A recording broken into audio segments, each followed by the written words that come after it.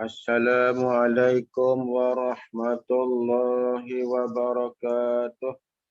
Bismillahirrahmanirrahim. Alhamdulillahi rabbil alamin.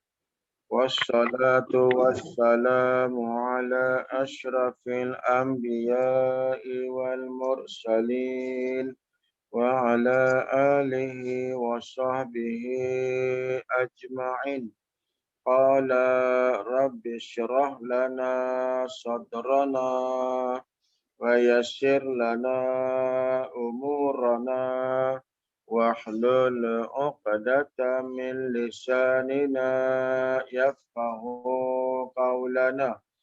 Nawaitu ta'lam wa ta'lim wa tadhakkur wa tadhkir wa nafa'a wal intifa' والإفادة والاستفادة والحث على التمسك بكتاب الله وسنة رسول الله صلى الله عليه وسلم والدعاء إلى الهدى والدلالة على الخير ابتغاء وجه الله وقربه وثوابه سبحانه وتعالى. Subhanallah walhamdulillah wa la ilaha illallah Allahu akbar wa la hawla wa la quwwata illa billahil aliyyil azim. Siapa yang bagi salam tu saya jawab waalaikumsalam warahmatullahi wabarakatuh. InsyaAllah pada malam ni kita mula masuk pengajian di dalam kitab Faridatul Faraid, dan kita masuk pada malam ni mukadimah kitab Faridatul Faraid. Kata Syekh Ahmad bin Muhammad Zain bin Mustafa Al-Fatani pada memulakan kitabnya, kata dia, Alhamdulillahilladzi atla'a fi samawati qulubil mu'minina syumusal ma'rifati musyriqatan bi anwarit tauhidi wal yaqin. Bagi sesiapa yang ada kitab ni, kitab Faridatul Faraid, sama ada naskah yang jawi ataupun naskah yang rumi, maka tengok ya, tengok dalam kitab tu saya baca kerana mungkin ada pembetulan. Mungkin ada yang tersilap cetak yang saya nak perbetulkan. Baik, dalam ni dia kata Alhamdulillahilladzi atla'a fi samawati qulubil mu'minina syumusal ma'rifati musyriqatan. Musyriqatan. Kalau naskah ada setengah naskah, musyrifatan.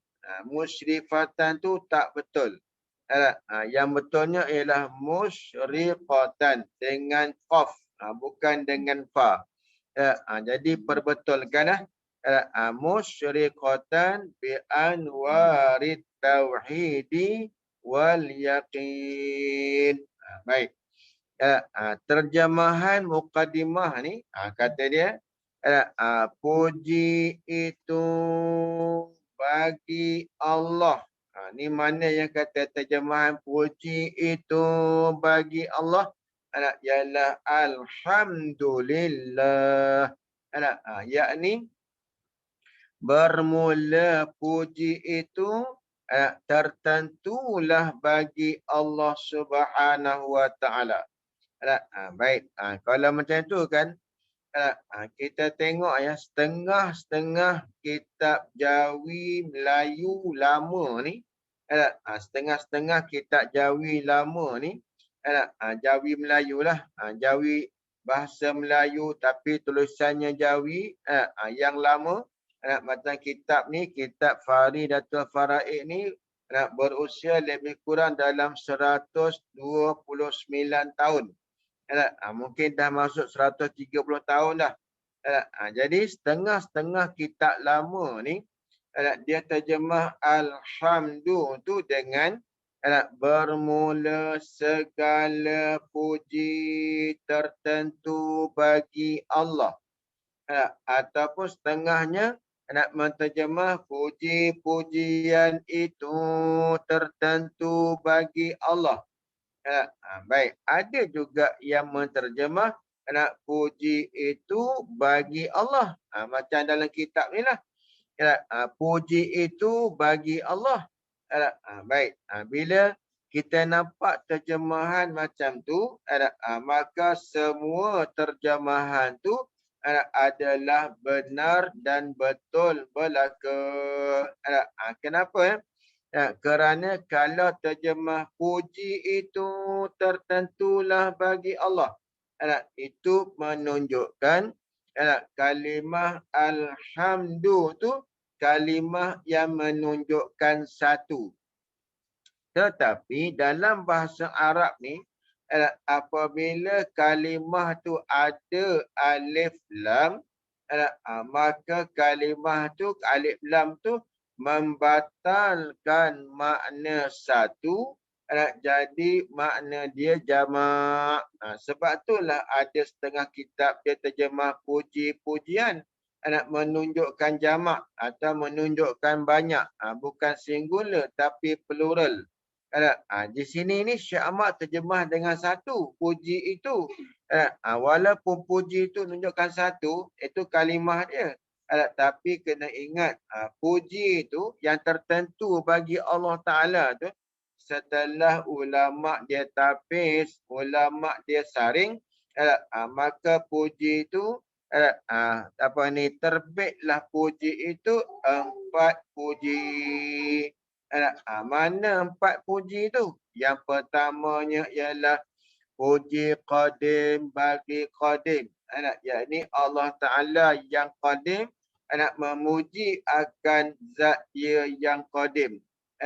Memuji akan Allah Ta'ala, memuji akan diri dia yang qadim. Itu puji yang pertama.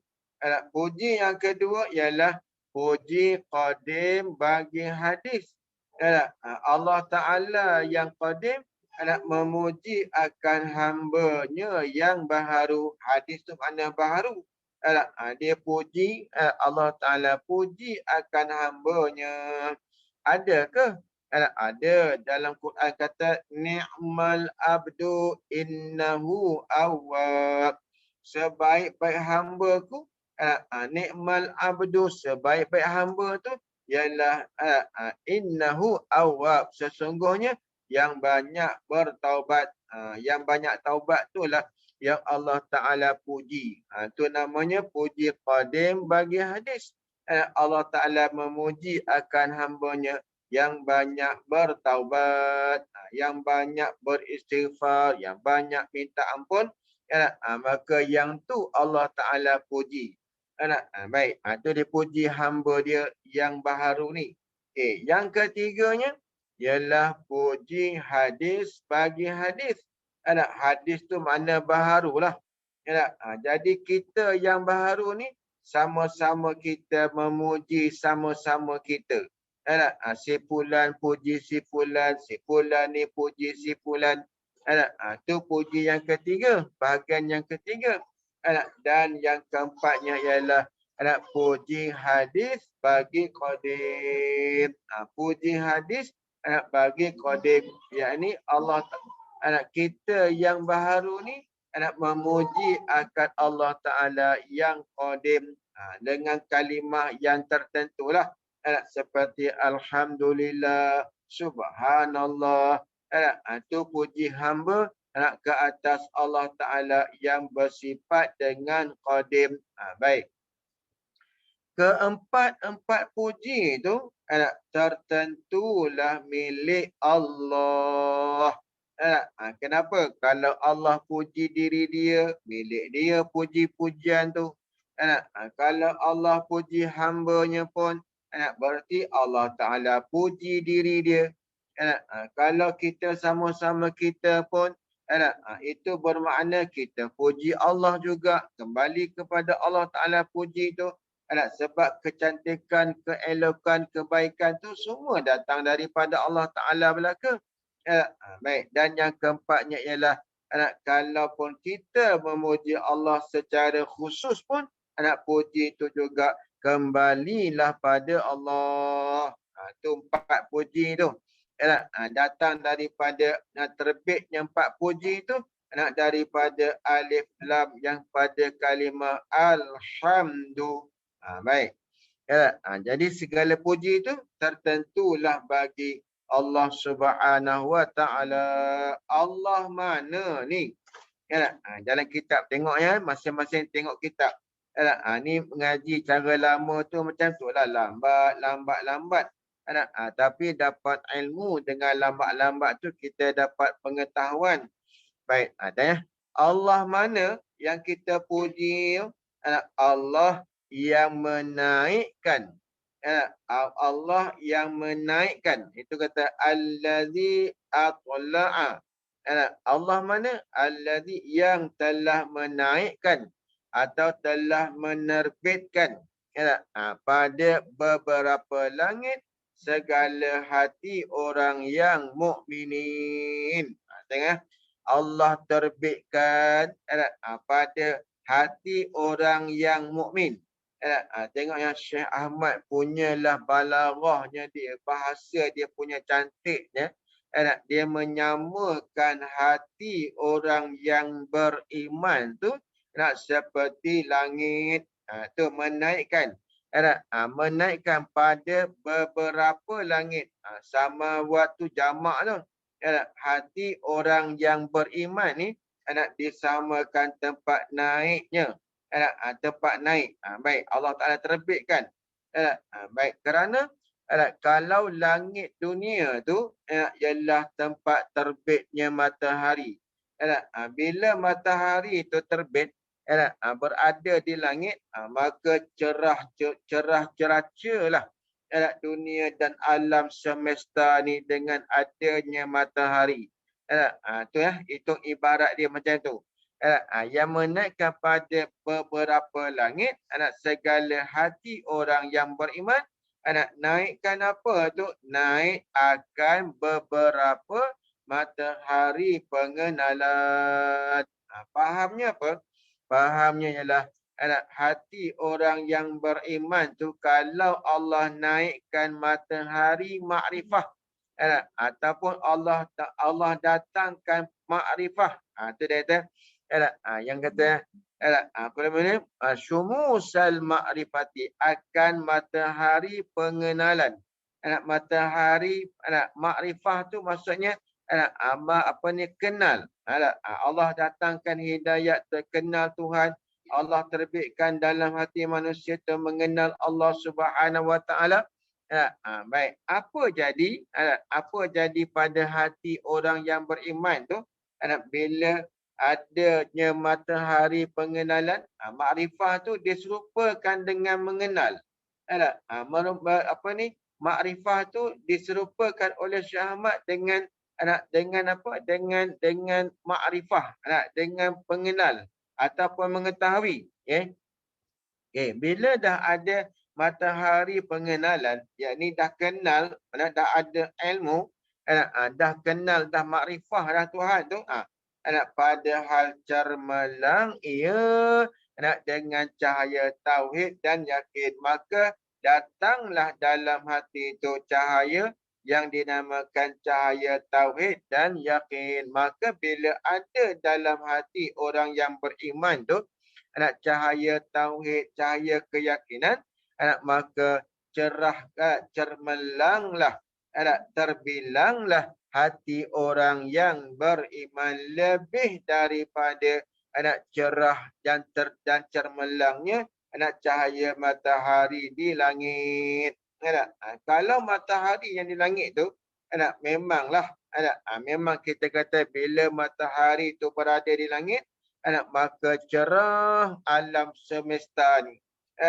Cerah ceraca alam semesta ni tuan-tuan. Tapi ada juga tempat walaupun matahari dah berada di langit tetapi ada juga tempat yang tidak kena cahaya matahari, umpamanya dalam gua dalam di bawah pokok yang rimbun tak sampai tak sampai cahaya matahari tu ke bawah dililingi oleh dedaun-dedaun kayu yang rimbun ataupun kita dalam rumah kita dalam rumah pun terlindung dengan cahaya matahari tuan-tuan sekalian.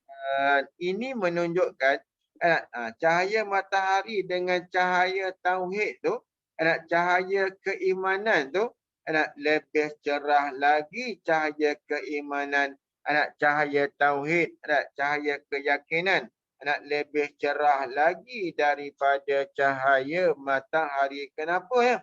Sebab cahaya matahari ni tuan-tuan dia boleh terlindung. Tapi cahaya iman, cahaya keyakinan, cahaya makrifah ni tuan-tuan sekalian, walaupun benda tu tak nampak depan mata dia, tetapi kerana adanya cahaya tauhid, cahaya yakin, cahaya iman, cahaya makrifah ni, benda yang tak nampak dengan mata kita pun kita yakin tuan-tuan sekalian. Seperti adanya Allah. Adanya Tuhan tuan-tuan sekalian. Kita yakin tak adanya Tuhan? Kita percaya tak adanya Tuhan? Percaya. Sedangkan kita tak boleh nampak Tuhan. Kenapa kita percaya? Kerana ada dalam hati itu yang dinamakan cahaya makrifah. Cahaya iman, cahaya tauhid. Lebih cerah lagi daripada cahaya mentari. Macam tu juga dengan soal akhirat, titian syirat, soal kubur, syurga dan neraka. Tidak ada. Yang siapa pun yang sebelum dia mati, dia nampak benda yang kita sebut tadi ni. Titian sirat, tak nampak lagi kita. Soal muka nangki, tak nampak lagi kita. Tapi kerana adanya cahaya keimanan tu, kita yakin benda tu ada, Rasulullah bagi tahu. Jadi bukan senang ni. Bukan senang nak yakin kata benda tu wujud, benda tu bagian-bagian. Tapi kerana Allah yang telah meletakkan dalam hati kita tu matahari makrifah, matahari yang diserupakan dengan mengenal, matahari yang diserupakan dengan iman, matahari yang diserupakan dengan yakin. Maka tuan-tuan sekalian, maka kita pun yakinlah adanya Tuhan yang bagian-bagian. Nabi sebut berapa ramai daripada umat di zaman Rasulullah dulu dia tak percaya dengan Nabi kata ni. Tapi orang yang Allah dah letak dalam hatinya cahaya matahari pengenalan, matahari makrifah, matahari tauhid ni, maka dengan mudah menerima apa sahaja yang Nabi bawa datang. Mudah-mudahan tuan-tuan sekalian, Allah Ta'ala lah yang meletakkan cahaya keimanan tu dalam hati kita. Mudah-mudahan Allah Ta'ala kekalkanlah cahaya iman ni dalam hati. Jangan sampai Allah Ta'ala cabut cahaya keimanan ni tuan-tuan sekalian. Biarlah dia berkekalan sehinggalah kita menghembus nafas kita yang terakhir. Itu mukadimah Syekh Ahmad tuan-tuan sekalian. Jadi kan ni orang panggil bara'atul istihlal dalam ilmu mantik ataupun ilmu bayan tuan-tuan sekalian. Bara'atul istihlal Anak barak atau istihlal tu kan kita baca mukadimah tu, anak kita dah tahu dah anak ke mana dibawa kita ni oleh kitab Faridah ni. Anak yakni kitab Faridah tu nak bawa kita ke mana? Kita tahu dah isi kandung dalam kitab ni. Anak kita tahu apa? Kita tahu kandungannya ialah berkenaan dengan tauhid, dengan iman. Tu dia. Itu dipanggil nak bara'atul istihlal. Anak dinamakan dalam istilah ilmu tu. Anak baik. Kemudian kata Syekh Ahmad lagi, wassalatu wassalamu ala turjumani uluhiyatihi wa dalili wahdaniyatihi Sayyidina Muhammadin al-mab'usi bibahiril mu'jizati lita'yidi risalatihi wa tasdiqi hidayatihi. Ini Syekh Ahmad memulakan kitab dia dengan Alhamdulillah. Lepas tu dimulakan pula kitab dia dengan salawat dan salam atas Nabi Muhammad sallallahu alaihi wasallam. Itu kata wassalatu wassalam. Baik. Selawat ni tuan-tuan kalau ditanyalah kenapa tuan-tuan kitab pengarang kitab musannaf kitab muallif kitab ni mereka memulakan kitab mereka dengan bismillah, dengan alhamdulillah, dengan wassalatu wassalam. Kerana sudah tentulah banyak kelebihannya tuan-tuan. Baik. Salawat ni bukan hanya yang selawat ni orang yang beriman. Selawat ni bukan hanya yang selawat tu manusia. Dalam Quran Allah Ta'ala kata macam mana? Allah Ta'ala berfirman dalam Quran, innallaha wa malaikatahu yusalluna 'alan nabi ya ayyuhalladzina amanu sallu 'alaihi wa sallimu taslima. Sesungguhnya Allah dan para malaikatnya berselawat ke atas Nabi. Ini innallaha wa malaikatahu yusalluna 'alan nabi. Jadi Allah memulakan pada dirinya. Dalam selawat ni Allah memula akan dirinya. Lepas tu dimulakan pula dengan para malaikatnya yusalluna 'alan nabi. Allah dan para malaikat ni berselawat ke atas Nabi Muhammad sallallahu alaihi wasallam. Lepas tu barulah diperintah kepada orang yang beriman. Mana Allah Ta'ala terlebih dahulu berselawat daripada kita. Para malaikat lebih dulu selawat daripada kita. Baik. Lepas tu kan barulah Allah Ta'ala berfirman, ya ayyuhalladzina amanu sallu 'alaihi wa sallimu taslima. Baik. Mana kita faham Allah Ta'ala pun selawat, para malaikat pun berselawat dan orang yang beriman tu pun bersalawat. Baik. Okay. Jadi tuan-tuan, salawat ni kalau datang daripada Allah ataupun datang daripada malaikat, tidak sama pengertiannya dengan salawat yang datang daripada kita orang yang beriman. Macam tu juga dengan salawat malaikat, tidak sama pengertiannya dengan salawat daripada Allah. Baik, kalau macam tu kita tengok satu-satu. Selawat yang datang daripada Allah, apa maknanya? Salawat yang datang daripada Allah, pengertiannya atau maknanya ialah rahmat. Salawat, salah dengan makna rahmat. Dua-dua tu bahasa Arab. Solah tu pun bahasa Arab. Dan rahmat tu pun bahasa Arab.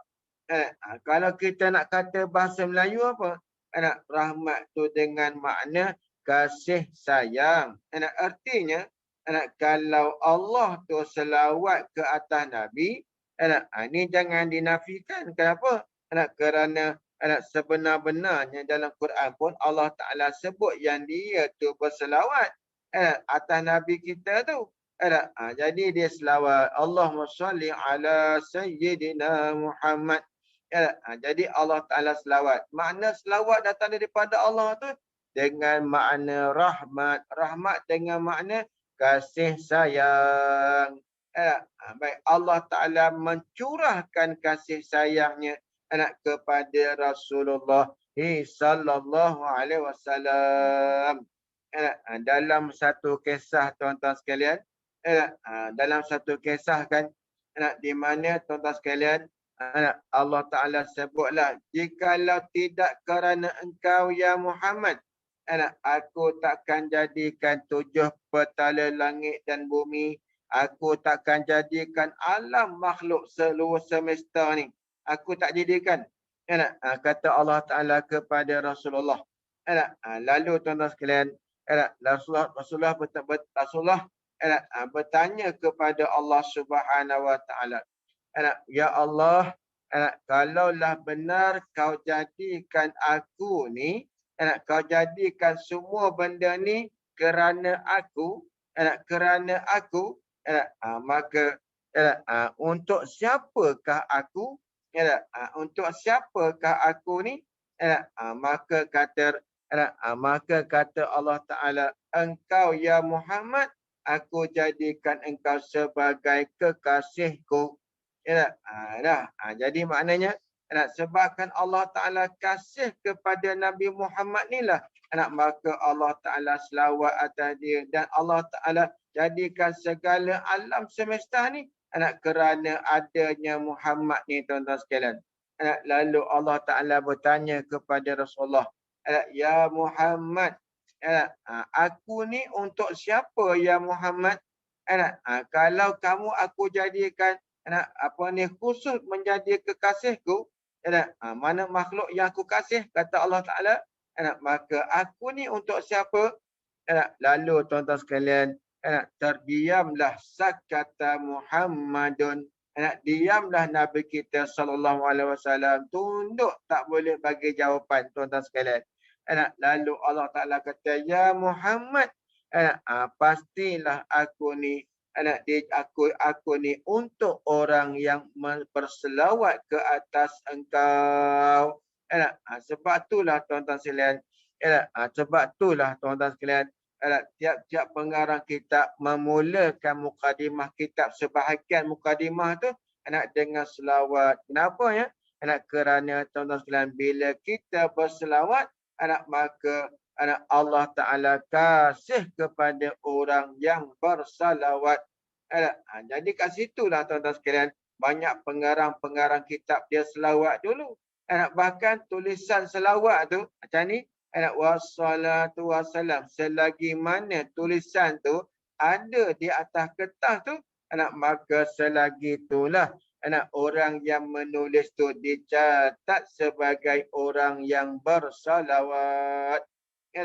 Selagi itulah dicatat orang tu, dinamakan orang tu orang yang bersalawat.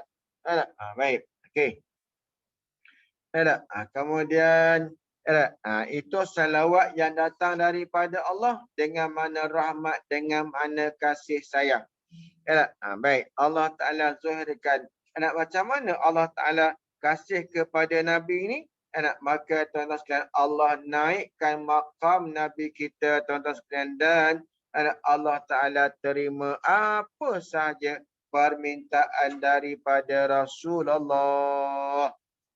Baik, ini kalau kita faham lagi tuan-tuan sekalian.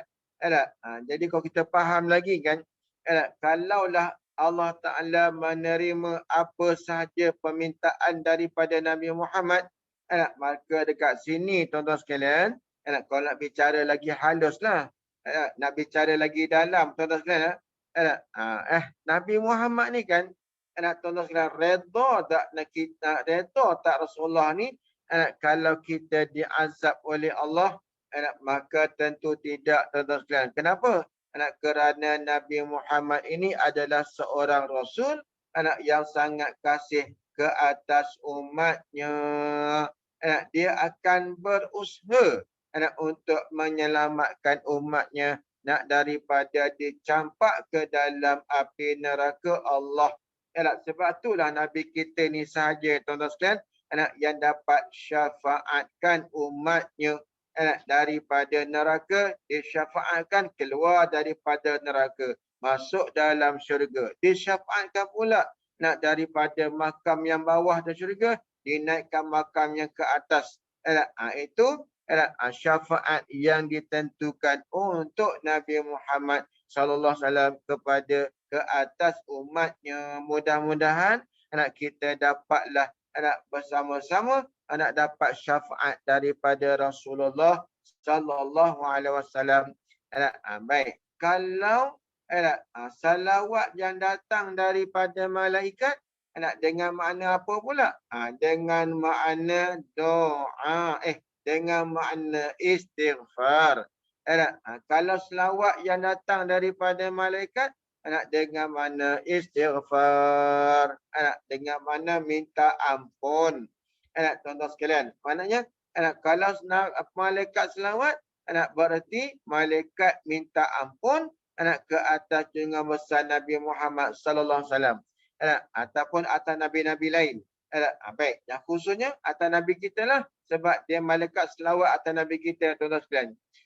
Soalnya ini pernah ditanya, tuan-tuan sekalian, kalau dah malaikat tu selawat dengan makna istighfar, adakah nabi tu berdosa? Adakah Nabi Muhammad tu berdosa? Sedangkan kita faham yang nabi kita, Nabi Muhammad Rasulullah tu terpelihara, yakni maksum daripada sebarang dosa. Wa imma bukan kata dosa, benda yang makruh pun Nabi tak buat, tuan-tuan sekalian. Apatah lagi dosa kecil maupun dosa besar. Tuan-tuan, jadi apa makna istighfar tu? Istighfar dengan makna membersihkan para rasul oleh malaikat dengan salawatnya itu, membersihkan daripada sebarang dosa, yakni disucikan lagi Nabi kita tu. Bila malaikat selawat, disucikan lagi daripada sebarang dosa, sehinggalah naiklah makam Nabi kita tu setinggi-tingginya. Sebab itulah dalam kitab Matan Jauharah kata, afdalu khalqi alal itlaq nabiyuna, afdalu khalqi alal itlaq nabiyuna, sebaik-baik, seafdal makhluk tu di atas itlaq ialah nabi kita, Nabi Muhammad sallallahu alaihi wasallam. Itu selawat yang datang daripada malaikat dengan makna istighfar. Baik, selawat yang datang daripada kita, sebab orang yang beriman ni juga berselawat ke atas junjungan besar Nabi Muhammad SAW, tuan-tuan sekalian. Ada yang selawat yang panjangnya, ada selawat yang pendeknya, tuan-tuan sekalian. Pendek katanya, orang yang beriman sentiasa sahaja mengucapkan salawat ke atas Nabi Muhammad sallallahu alaihi wasallam. Jadi kalau macam tu, apa makna selawat datang daripada orang yang beriman ni? Selawat yang datang daripada orang beriman ni dengan makna doa. Artinya, bila kata selawat tu doa, siapa yang dapat manfaat selawat tu, maka sudah tentulah manfaat selawat itu dapat ke atas orang yang bersalawat.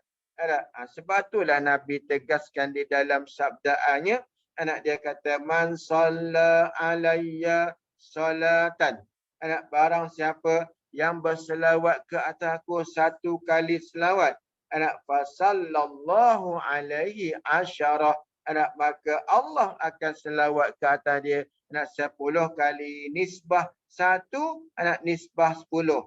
Maknanya, satu kita selawat atas Nabi, nak 10 rahmat, 10 kasih sayang Allah kita dapat tuan-tuan sekalian. Kalau 10 kali kita selawat, 100 kali Allah Ta'ala hulurkan kasih sayangnya tuan-tuan. Sebab itulah selawat tu berkembang dia punya fadilat-fadilat dia. Apa ni? Tunaikan hajat dengan selawat. Apa lagi? Dapat keampunan Allah dengan selawat. Nak dapat ilmu dengan selawat. Nak dapat kebaikan dengan selawat. Kenapa? Sebab kerana semua kebaikan itu datang daripada kasih sayang Allah. Nak capai kasih sayang Allah tu dengan apa?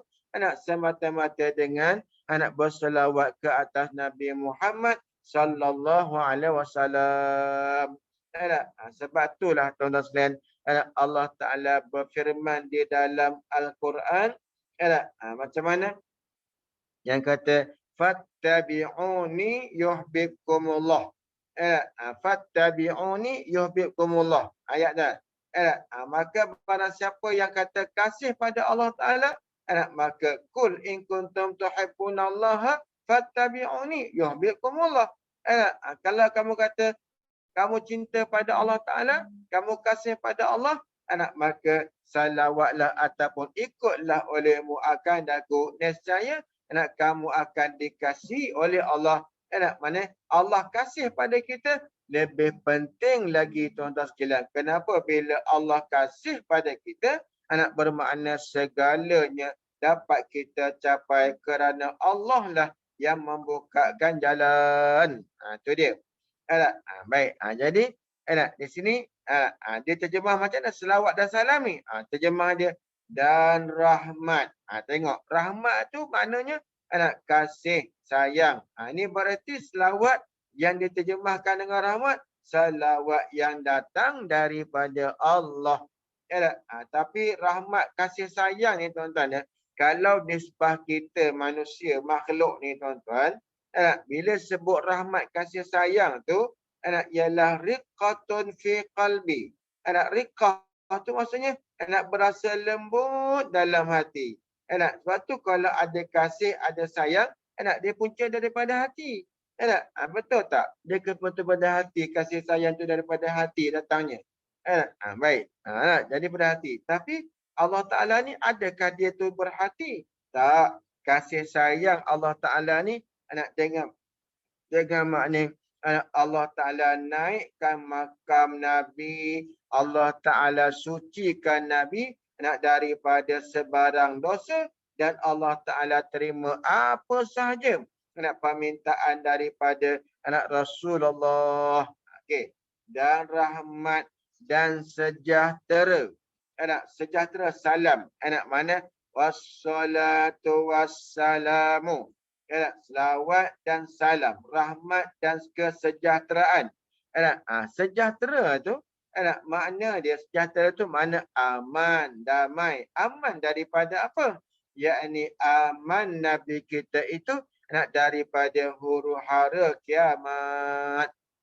Nabi kita tak kena huru-hara kiamat. Kiamat tu start daripada mana? Start daripada meninggal dunia, masuk alam barzah. Maka itulah dinamakan permulaan perjalanan ke akhirat. Sebab itulah Nabi kata, man mata qad qamat qiyamatu. Barang siapa yang mati ia, qad qamat, sesungguhnya telah berdirilah al-qiyamah. Kiamat telah berdiri pada orang yang mati. Maksudnya, di situlah permulaannya yang dinamakan hari kiamat. Tu perjalanan kiamat tu start daripada kematian seseorang. Baik, itu pada permulaan lah. Lepas tu nanti akan datang ada yang mati serentak semua-semua tu. Itu mati jugalah. Kena mati. Nak pergi akhirat ni kena mati. Sebab itulah syarat nak masuk syurga ni kena mati. Pasal apa? Sebab apa? Sebab Allah Ta'ala nak cek kita punya amalan. Bukan Allah tak tahu. Allah tahu ke? Tak. Allah tahu. Tapi kenapa dia tunggu mati dulu? Sebab Allah ni tak ada hikmah besar dekat situ. Yang Allah Ta'ala nak tengok. Sebab tu Allah kata dalam surah apa? Dalam surah Al-Muluk tu dia kata apa? Alladzi khalaqal mauta wal hayata liyabluwakum ayyukum ahsanu amala. Anak Allah jadikan mati. Alladzi khalaqal mauta wal hayat. Anak hidup dan mati dah hidup tu. Anak nak tengok siapa di antara kamu yang paling baik amalan-amalannya. Anak, baik. Ya. Anak, jadi sejahtera dengan mana? Anak selamat Nabi itu daripada anak huru hara kiamat. Okey. Rahmat dan sejahtera tu anak turunlah kedua-duanya atas jurubahasa ketuhanan. Anak, kalau dalam bahasa Arab kan, anak solah dan salam tu dinamakan subjek ataupun mubtada. Anak, mana cerita dia atau mana predikatnya? Anak, predikat itulah kita takdir tadi. Anak, rahmat dan sejahtera tu turunlah. Nazila ni, itu khabar dia. Ataupun itu predikat dia. Anak, turunlah kedua-duanya atas jurubahasa ketuhanannya, ketuhanan Allah. Jadi rahmat Allah, kesejahteraan daripada Allah tu turun kena pada yang dinamakan jurubahasa ketuhanan. Nabi kita tu digelar juga dengan jurubahasa ketuhanan. Kenapa ni? Kerana setiap arahan Allah Ta'ala di dalam Al-Quran, perintah-perintah Allah tu, Nabi lah yang menjadi jurubahasanya. Iaitu Nabi yang cerita kepada sahabat. Ayat ni maksudnya bagian, ayat ni perintahnya bagian, ayat ni larangannya bagian, ayat ni ceritanya bagian. Maka Nabi lah yang menjadi jurubahasa ketuhanan. Yakni Nabi juga yang menceritakan Tuhan kita siapa, Tuhan kita bersifat macam mana, dia tu siapa. Semua yang Nabi cerita tuan-tuan. Itu kata Nabi kita dinamakan jurubahasa ketuhanannya, ketuhanan Allah. Baik. Dan yang menunjuk kepada keesaannya ada kat sini. Jadi maknanya Nabi kita lah yang menunjukkan tuan-tuan sekalian kepada kita, kepada umatnya, yang Nabi yang Allah Ta'ala tu Esa, yakni tunggal. Tidak ada sekutu bagi Allah Ta'ala tuan-tuan sekalian. Atau menunjukkan kepada keesaannya. Siapa dia jurubahasa ketuhanan ni? Siapa dia yang menunjuk kepada keesaan ni? Keesaan Allah Ta'ala ni. Yang dapat rahmat dan sejahtera tu. Penghulu kita Nabi Muhammad sallallahu alaihi wasallam. Nabi kita lah. Yakni Nabi Muhammad tu lah yang menunjuk kepada keesaan Allah Ta'ala, dan Nabi kita tu lah yang menjadi jurubahasa ketuhanan. Nabi kita Nabi Muhammad. Baik. Nabi Muhammad mana ni? Yang dibangkitkan akan dia, yang dibangkitkan, yang dilantik, yang ditabal. Nabi kita tu yang dilantik, yang ditabal secara resmi, menjadi rasul, menjadi nabi, dengan segala mukjizat. Itu dia dah. Al-Mab'usi, Al-Mab'us tu yang dibangkitkan, yang ditabalkan, dibahiril mukjizat. Serta-merta bila bangkitnya, bila ditabal saja, maka diiring dengan pelantikan Rasul itu, dengan diberi mukjizat. Tu dia kata, yang dibangkitkan, apa ni? Hal keadaan Muhammad itu, dengan mukjizat. Yakni, dengan disertakan pelantikan jadi Rasul, jadi Nabi itu, dengan adanya mukjizat. Apa peranan mukjizat tu? Yang mengalahi hikmah adanya mukjizat pada Nabi kita tu. Allah letak mukjizat tu nak mengalahkan pasangan lawan Nabi. Kenapa ni? Setiap Nabi tu ada aja lawan dia yang Allah buat. Kalau Nabi Musa, adanya Fir'aun. Kalau Nabi Ibrahim, adanya Namrud. Kalau Nabi kita, Nabi Muhammad, adanya Abu Lahab, Abu Jahal, Umayyah bin Khalaf, dan sebagainya, nak melawan Nabi. Jadi bila mereka lawan Nabi, maka kalahlah mereka dengan adanya mukjizat itulah hikmah di mana Allah mengiringkan perlantikan Rasul dengan mukjizat. Mukjizat tu apa? Apa makna mukjizat?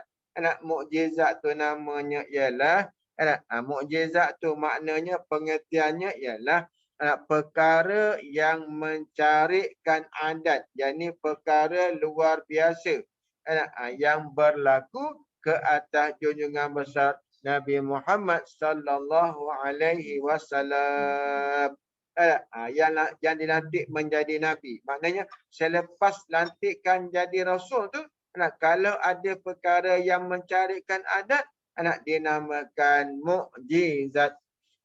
Baik. Tetapi tuan-tuan sekalian, kalaulah ada perkara yang mencarikan adat berlaku sebelum pelantikan jadi rasul, mana ketika Nabi itu di dalam rahim ibunya, ketika Nabi itu di alam baby, di alam bayinya, di alam kanak-kanaknya, di alam remajanya, di alam dewasanya. Kalau ada perkara yang mencarikan adat, masa tu tak dinamakan mukjizat, tetapi dinamakan irhas. Macam contoh tuan-tuan sekalian, perkara yang luar biasa yang berlaku kepada Halimatun Sa'diyah, yang menyusukan Nabi, tuan-tuan sekalian. Masa dia ambil Nabi tu hatinya serba salah. Kenapa? Kerana Nabi sudah tidak ada bapa lagi. Sudah tidak ada mak lagi, tuan-tuan sekalian, masa tu. Jadi tuan-tuan sekalian, bapa dia dah meninggal, anak yatim. Sedangkan Halimatul Sa'diyah nakkan upah. Macam mana nak bayar kalau bapa tak ada? Tapi hatinya tengok budak tu kesian. Lalu tuan-tuan sekalian, dia ambil juga budak tu. Maka dalam perjalanan balik ke kampung dia, tuan-tuan sekalian, keldai yang ditunggangi oleh Halimatul Sa'diyah tu berjalan seperti kilat lajunya, tuan-tuan sekalian. Sempat sampai. Dan sampai saja di rumah dia, kambing-kambing Halimatul Sa'diyah ni tiba-tiba saja jadi gemuk-gemuk. Sehingga penuh susu di dalam lambung susu kambing, tuan-tuan sekalian. Dan kambing Halimatul Sa'diyah pada ketika tu tak perlu pergi jauh. Makan sekitar rumah je. Makan, tumbuh balik. Makan rumput, tumbuh balik. Makan rumput, tumbuh balik. Ini perkara yang dinamakan apa? Dinamakan irhasuk. Jadi tuan-tuan sekalian, sebab tu tak boleh kata Muhammad itu sama dengan Muhammad lain. Tak boleh. Ada yang mengatakan Nabi Muhammad tu sebelum jadi Nabi, dia sama macam mamat kampung. Jangan kata macam tu. Pasal apa? Sebab Nabi Muhammad ni, tuan-tuan sekalian, kejadian dia pun dah perlainan daripada manusia yang lain. Itu nanti sampai satu masa nanti nak cerita boleh lah. Tuan-tuan ya. Tapi kita nak cerita yang ni dulu. Nak cerita tuan-tuan sekalian bahawa Nabi Muhammad itulah dibangkitkan dengan mukjizat. Mukjizat tu peranannya pula, peranannya ialah nak mengalahkan lawannya, pasangan lawannya Nabi tu. Baik. Katalah kita mukjizat mengelahi kerana apa hikmahnya adanya mukjizat kepada Nabi itu kerana mengkuatkan risalah dia, nak mengkuatkan kerasulan Nabi Muhammad sallallahu alaihi wasallam. Di antara mukjizat yang paling besar tu apa dia? Iaitulah Al-Quran. Sedangkan Nabi kita tu dia tu ummi, tak pandai baca, tak pandai tulis. Tapi macam mana dia boleh baca Quran selancar-lancarnya, dan Quran tu pula seindah-indah bahasanya yang tak boleh ditandingi, yang tak boleh dilawan lagi keindahan bahasanya Al-Quran. Tentulah bukan manusia yang buat. Tentulah ada zat yang maha bijaksana yang membuatkan, yang menjadikan kitab yang dibacakan oleh Muhammad. Dan membenarkan petunjuknya. Jadi dengan adanya mukjizat tu, maka tahulah kita bahawasanya Nabi Muhammad tu adalah utusan daripada Allah, maka lalu kita benarkan ajaran-ajarannya atau membenarkan petunjuknya, yakni membenarkan ajaran-ajaran Nabi Muhammad sallallahu alaihi wasallam. Baik. Okey. Setakat ni kita baca tuan-tuan sekalian, kalau ada soalan sebab kita dah sampai stesen besar untuk berhenti wa ala alihi ni, kalau kita baca lagi mungkin akan mengambil masa yang lama pula. Jadi setakat ni kita berhenti dulu. Dan kalau ada persoalan, silakan kita berbincang pada malam ni. Jika ada soalan, wallahu a'lam bisawab. Ada soalan tuan-tuan sekalian, silakan. Assalamualaikum Ustaz. Waalaikumsalam, silakan. Saya nak tanya, ada dekat page 17 tu, perkataan naubah. Maksudnya ya? Naubah tu daripada perkataan naibun. Naibun tu mana salah satu daripada makam kewalian. Dinamakan naibun dinamakan salah satu daripada kumpulan wali, pangkat-pangkat wali. Itu dinamakan naubah tu. Naubah tu daripada kata naib. Naibun naubah. Jadi mana? Pangkat kewalian. Tengok ya. Saya bacakan. Manakah setengah mereka itu bahawasanya barang siapa membaca Bismillahirrahmanirrahim 41 kali, kemudian dihadahkan kepada empunya naubah. Empunya naubah tu maksudnya dihadah kepada kumpulan-kumpulan wali yang dinamakan wali naubah ni. Jadi wali naubah ni satu kumpulan, banyaklah. Lepas tu dalam dunia ni kita jangan kata tidak ada wali, tak. Dan kita je yang tak kenal wali tu siapa, sebab kita bukan wali. Padahalnya 4 penjuru dunia tu dah ada wali dah. Kita tak tahu itu kerja Tuhan. Jadi siapa yang baca Bismillahirrahmanirrahim 41 kali, kemudian dihadah kepada empunya naubah, yakni pangkat kewalian nama naubah tu, dan berkatanya, ahli naubah, bahawasanya aku dalam peliharaan kamu, nescaya sentiasa ia daripada tiap-tiap mara bahaya dan terpelihara ia daripada segala bala. Jadi maknanya saya tak nak baca yang ni bukan pasal apa ni, kerana saya takut mungkin ada yang tak boleh terima perkataan ni. Tapi bila dah tanya je tu saya jawablah. Jadi makna dalam dunia ni memang ada wali-wali Allah Ta'ala ni. Allah sendiri sebut dalam Quran bahawasanya adanya wali. Wali tu mana kekasih-kekasih dia yang bersifat dengan ahli ibadat, hatinya suci bersih dan sebagainya. Jadi mereka ni lah yang ada dilantik oleh Allah mendoakan dan sebagainya. Jadi ini dinamakan amalan ni ialah amalan bertawasul dengan wali-wali ni. Bertawasul. Menyampaikan amalan melalui mereka. Boleh, itu tidak salah. Wallahu alam. Ada soalan lain? Kalau nanti kalau saya nak sambungkan tuan-tuan, sekarang ni kan kita tengah dilanda COVID-19 ni kan, balak musibah dah tu. Balak kan? Kalau kita faham apa kita baca tadi ni, maka kita boleh baca 41 kali ni kita baca, kemudian kita hadiahkan pahalanya kepada ahli naubah ni. Kita berkata, ya ahli naubah, aku dalam peliharaanmu. Maksudnya apa? Tolong doakan aku lah. Macam tu, tolong doakan aku. Daripada kena balak musibah. InsyaAllah kita boleh selamat tuan-tuan sekalian. Orang panggil salah satu usaha dan ikhtiar kita lah. Baik, wallahu alam. Okay. Tapi adakah lebih lebih afdal kalau kita bertawasul tu kepada Nabi Muhammad lah kan? Iyalah, maknanya bertawasul tu adalah amalan yang tidak salah, dengan siapa-siapa pun boleh bertawasul. Satu lagi soalan Ustaz. Tolannya tu apa maksudnya? Tolannya. Sorry lah saya baca-baca tak faham. Tak apa, Dan tak apa. segala tolannya yang gilang gemilang. Taulan Gilang tu, gemilang. taulan Tolan. tu maknanya sahabat. Taulan. Anak sahabat lah. Kawan-kawan, sahabat.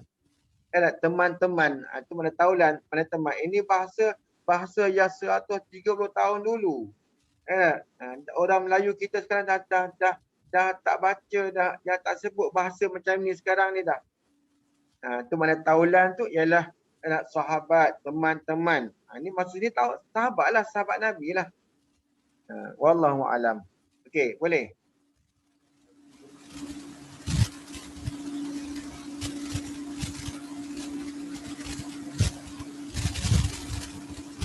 Okey, tadi ada soalan selawat daripada kita ni dengan makna doa.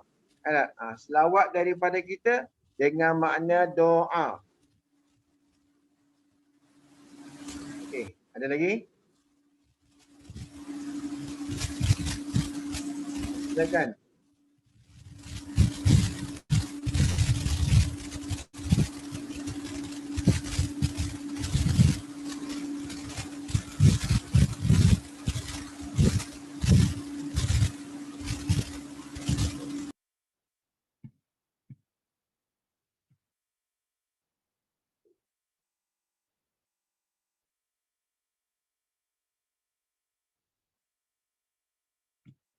Ya, silakan.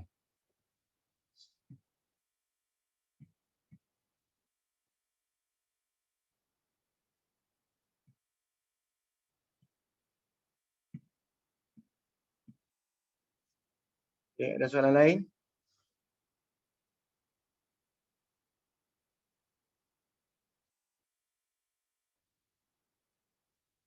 Ada soalan?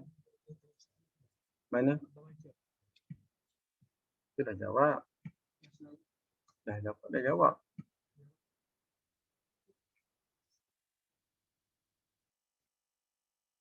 Okey. Ustaz, berapa banyak selawat yang perlu kita baca untuk Nabi kita dan selawat yang macam mana elok dibaca bagi orang-orang awam ini? Okey, baik dah. Nanti.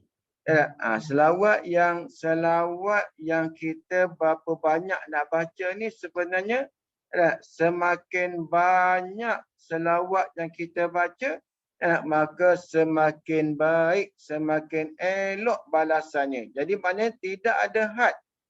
Tidak ada had banyak manakah selawat yang kita nak baca. Sama ada 10 kali. Sebab tu kalau kita tengok amalan-amalan orang-orang yang terdahulu, seperti Ratibul Haddad, Ratibul Atas, mereka dalam ratib tu mereka ada selitkan selawatnya 10 kali. Macam tu. Macam tu. Lepas tu pula selawat ni untuk orang awam ni yang bagi saya lah ikut Al-Quran kata ya ayyuhallazina amanu sallu alaihi wasallimu taslima. Salawat ni sebaik-baiknya orang awam macam kita ni walaupun nak yang pendek sekalipun tapi jangan pisahkan di antara solah dan salam. Macam mana pisah ni macam mana? Pisah ni gini. Kita pisahkan solah dengan salam. Hanya sebut solah saja, tak sebut salam. Seperti Allahumma salli ala Sayyidina Muhammad. Yang tu tak sebut salam. Kalau kita sebut, kena sebut dua-dua sekali. Sebab Al-Quran kata, ya ayyuhallazina amanu sallu solah. Alaihi wasallimu salam. Jadi jangan pisah. Sebab tu ada ulama kata kalau dipisahkan di antara solah dan salam di dalam selawat, maka hukumnya adalah makruh. Adalah makruh. Baik. Okey. Kemudian selawat macam mana yang cantik, yang eloknya? Untuk orang awam ni, kalau selawat yang diijazahkan oleh Habib Munzir Al-Musawwa, Bifuk Al-Musawwa tu ialah Allahumma salli wa sallim ala Sayyidina Muhammadin wa alihi wa sahbihi wa sallim. Ataupun Allahumma salli ala Sayyidina Muhammadin wa alihi wa sahbihi wa sallim. Allahumma salli ala sayyidina Muhammadin wa alihi wasallim. Itu selawat yang biasa yang pendek. Ini Habib Muzir tiap-tiap hari dia baca Allahumma salli ala sayyidina Muhammadin wa alihi wasallim ni sebanyak 15,000 kali. Macam tu.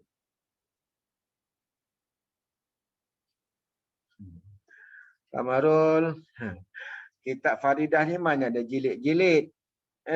Kitab Faridah ni tak ada jilid-jilid. Kalau naskah yang Jawi pusat pertama tu lah. Dah lama tak ngaji kot ya. Takkan tak jumpa kot. Mau mula je kitab ni Faridah ni. Kitab Faridah mana ada jilid-jilid. Wallahu a'lam.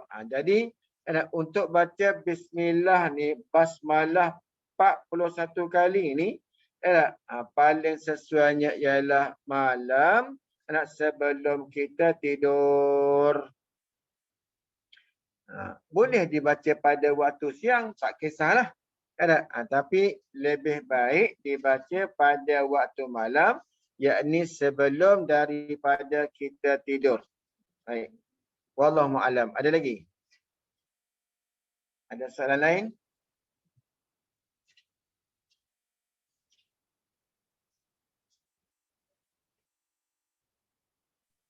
Assalamualaikum.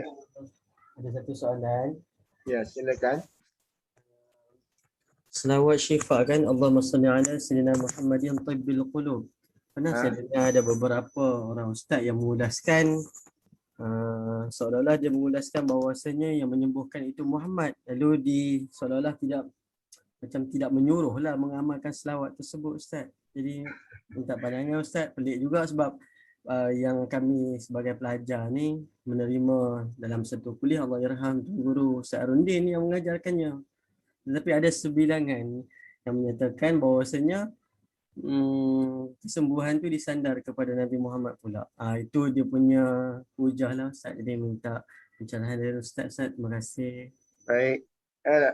Sebenarnya tuan-tuan, puan-puan sekalian, jadi kalau ada orang kita baca Allahumma salli wa sallim bil qulubi wa dawaiha ni, kalau orang yang tanya seolah-olah Muhammad tu yang menyembuh, sebenarnya dia tak layak untuk mengatakan macam tu. Sebab apa tuan-tuan? Kita punya bab akidah ni kita dah pegang dah. Bab akidah ni kita dah yakin dah yang menyembuh tu hanya Allah Subhanahu wa taala. Ini yang kita kata tuan-tuan dinamakan tawasul dengan Nabi Muhammad. Bab akidah kita pegang Allah yang menyembuhkan. Tidak ada siapa lagi yang boleh menduai Allah Taala pada penyembuhan. Jadi kita sebut macam ni dinamakan atas jalan apa ni? Atas jalan kinayah, atas jalan sindiran. Bukan Nabi Muhammad tu yang menyembuhkan. Tapi sebabkan Nabi Muhammad tu adalah Nabi Rasul yang dikasihi oleh Allah Ta'ala. Jadi kita bertawasul dengan dia tuan-tuan sekalian. Tak salah nak mengamalkan. Saya minta maaf ya. Dalam dunia ni tuan-tuan puan-puan sekalian ya, dalam dunia sekarang ni kita ni kan musuh agama ni, musuh Islam ni banyak. Sebab tu tuan-tuan ya. Minta maaf, saya tak nak melabel orang. Tapi tuan-tuan, jangan lupa bahawasanya ada golongan dalam Malaysia ni, khususnya kita sebut di kita di Malaysia ni, seolah-olah mereka tu nak melarang daripada kita berselawat. Sedangkan selawat syifa tu diamalkan oleh ulama kita yang terdahulu. Kalaulah kata benda ni salah tuan-tuan sekalian, kenapa dulu ulama dulu tak boleh kesan ke? Atau ulama dulu ni tak cerdik macam kita ke? Tuan-tuan sekalian minta maaf. Jadi jangan terpengaruh dengan sebahagian daripada golongan. Walaupun namanya ustaz sekalipun, jangan terpengaruh. Silakan amallah salawat syifa. Tidak ada masalah. Tapi ingat, Akidah kita tetap akidah. Tauhid tetap tauhid. Baik. Wallahu alam. Okey, ada lagi? Ada soalan lain? Ada ya?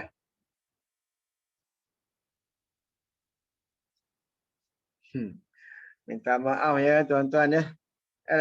Dalam ni kata, Ustaz, selawat tafrijah tu sesat. Adakah kata syirik? Kalau nak kata syirik, bukan hanya selawat. Makan nasi tu pun boleh jatuh syirik. Sebab tu minta maaf tuan-tuan, perempuan. Saya susun jari saya 10 ni. Saya mohon maaf. Apa tujuan kita belajar tauhid ni? Tujuan besar kita belajar tauhid ni ialah untuk mengelakkan jadi syirik. Tapi tuan-tuan sekalian, syirik tu banyak orang dia tak faham pengertian syirik tu sendiri. Sebab tu dia disyirikkan selawat dan sebagainya. Padahalnya atas jalan sindiran yang kita selawat tafrijiyah tu kan. Allahumma salli salatan kamilatan wa salim salaman taman. Itu adalah selawat. Maka tidak ada syirik, kesyirikan dan tidak ada kesesatan di dalam setiap selawat ni. Jagalah. Itu saya kata zaman kita ni tuan-tuan. Jangan pedulilah golongan yang macam ni. Yang mengatakan syirik dengan selawat pun syirik. Sebenarnya, kalau nak kita syirik, tuan-tuan sekalian, makan nasi boleh jatuh syirik. Kalau orang tu i'tiqad bahawa nasi tu yang mengenyangkan, syirik tak? Syirik. Makan ubat tu yang menyembuhkan, syirik. Tapi kita makan tak ubat? Makan tak? Makan. Kita makan nasi tak? Makan. Kita kata tak? Kenyang aku makan nasi. Kata. Tapi bila disebut masalah akidah, adakah kamu beriktikad nasi tu yang mengenyangkan? Tidak. Tadi kamu kata, itu hanya di mulut sahaja. Jadi, betul lah. Selawat sifat tu dikira sebagai doa. Sama juga dengan tafrijiyah tu doa. Pasal apa tuan-tuan? Sebab selawat daripada kita itu adalah pengertiannya doa. Maka bila kata doa tuan-tuan sekalian, maka faedah doa tu dapat kepada orang yang membaca doa ataupun orang yang berdoa. Baik. Wallahu a'lam bissawab. Cukup ya. InsyaAllah nanti kita sambung pada masa akan datang. Wallahu a'lam bissawab. Alhamdulillah. Terima kasih banyak Ustaz. Sama-sama banyak insya-Allah. Jumpa lagi. Insya-Allah. Hari ni ramai Ustaz, 60 orang. Alhamdulillah insya-Allah. Alhamdulillah. Mudah-mudahan akan bertambah lagi lah insya-Allah. InsyaAllah.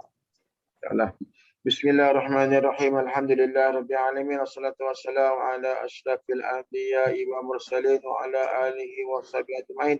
Allahumma ya azimah sultan, ya qadiman ihsan, ya daiman ni'am, ya kasiran jud, ya wasi'al ata', ya khafiyal lataf, ya jami' sana, ya haliman la ya'jal. Salli ya rabbi ala sayyidina Muhammad wa alihi wa sallim wa rata sahabati ajma'in. Allahumma lakal hamdu syukra wa lakal mannu fadla wa anta rabbana haqqa wa nahnu abidika riqqa wa anta lam tazal zaka ahla ya miyasira kulli asir wa ya jabira kulli kasir wa ya sahiba kulli farid wa ya mughniya kulli faqir wa ya muqawiyya kulli da'im wa ya ma'mana kulli makhif yassir alaina kulla asir fatasir sa'alaka yassir. Allahumma ya man la yahtaji lal bayan wa tafsir hajatuna kasir wa anta alimun biha wa khabir. Allahumma inni akhafu minka wa akhafu man yakhafu minka wa akhafu mimman la yakhafu minka. Allah bihaqi man yakhafu minka najina mimman la yakhafu minka. Allah bihaqi sayyidina Muhammadin ahrasna bi'ainika lati la tanam wa kunafna bika nafika alladhi la yurab warhamna biqudratika alaina fala nalaka tasaqatana wa raja'una. Allahumma inna nas'aluka ziyadatan fid din wa barakatan fil umur wa sa'atan fil jasad wa sa'atan fil rizqi wa taubatan qabla maut wa syahadatan indal maut wa maghfiratan ba'da maut wa afwan indal hisab wa amanan minal azab wa nasiban minal jannah warzuqna nazara إلى وجهك الكريم وصلى الله على سيدنا محمد وعلى آله وصحبه وسلم والحمد لله رب العالمين.